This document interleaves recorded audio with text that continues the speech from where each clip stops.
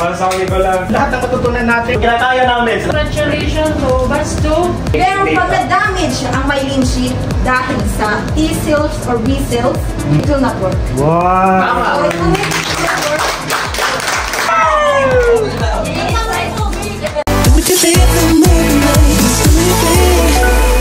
Magandang araw sa lahat. Ngayong araw na imbitahan tayo ng USDA Medina Batch 2 sa kanilang case study presentation. Ito ang the most exciting part as a caregiver dito sa USDA. Although sa time na to kailangan na ipakita at ibigay mo ang best mo, pero ang masasabi ko lang sobrang saya ang event na to. The rival of our panelists in this case is this study presentation, Mr. Jason M. Jaime.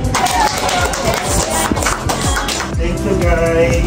To the case study presentation entitled Multiple Sclerosis. My name is Edward Amaro, your host for today.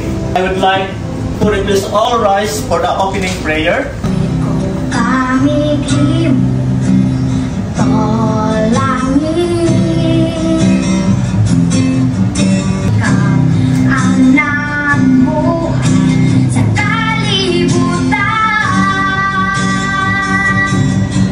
ربنا لا تزغ قلوبنا بعد إذ هديتنا وهب لنا من لدنك رحمة إنك أنت الوهاب ربنا آتنا في الدنيا حسنة وفي الآخرة حسنة وقنا عذاب النار. Heavenly Father, we come to you today to praise and worship you and give you thanks for ourselves and our families.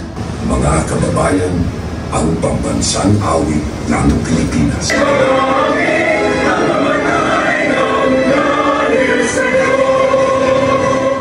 Our training officer in USDI, Mr. Jason M. Jaime.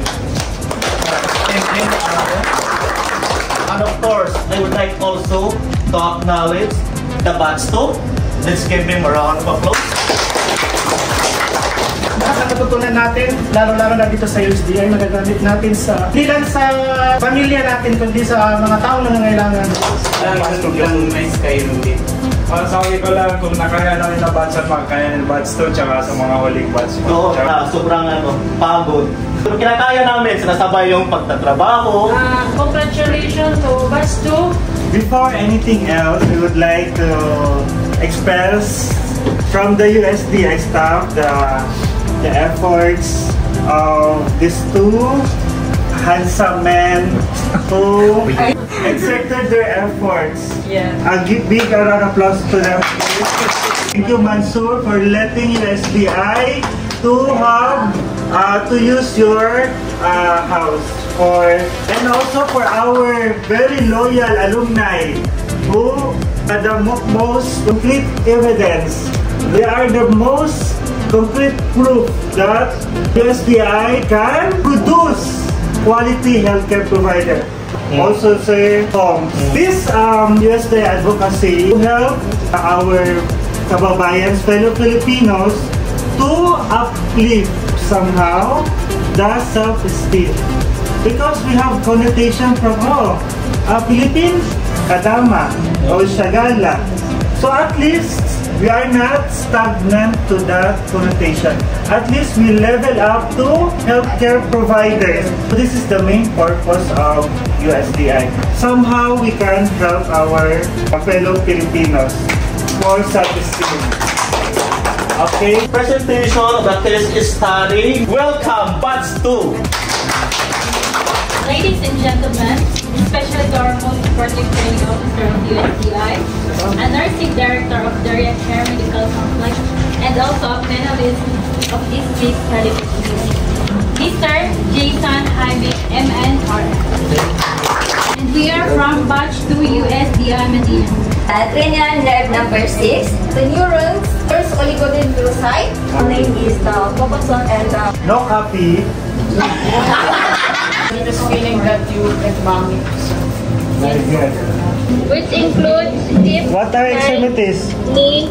So kung napapansin natin, sobrang galing nila mag-present. Halos lahat ng questions na sagot nila. Ganyan talaga dito sa USDA, talagang may matutunan ka talaga. At may napansin din tayo nung nag-present online. Yes, ganyan talaga sa USDI, walang diskriminasyon. Kasi ang main goal ng USDI ay para matulungan tayo mga OFW. Sa katunayan, lahat pwede mag-enroll dito. Kung wala kang day off weekly, may option kang pumasok na once a month lang. At kung hindi ka naman pwede sumali ng face-to-face, pwede ka mag-present online gaya ng ginawa ni Ma'am. Kaya nakakatulong talaga ang USDI makamit ang mga pangarap natin. At ang pinakamaganda pa dito, lahat pwede mag-enroll kahit hindi nakapagtapos ng elementary or high school, basta marunong sumulat at magbasa, pasok ka dito. At may good news pala ko guys, kasi as of now, ongoing pa rin ang enrollment for the next batch sa may USDI Jeddah, USDI Taif at sa may USDI dito sa Medina. Para sa mga karagdagang katanungan, makipag-ugnayan or tumawag sa number na nakalagay sa screen.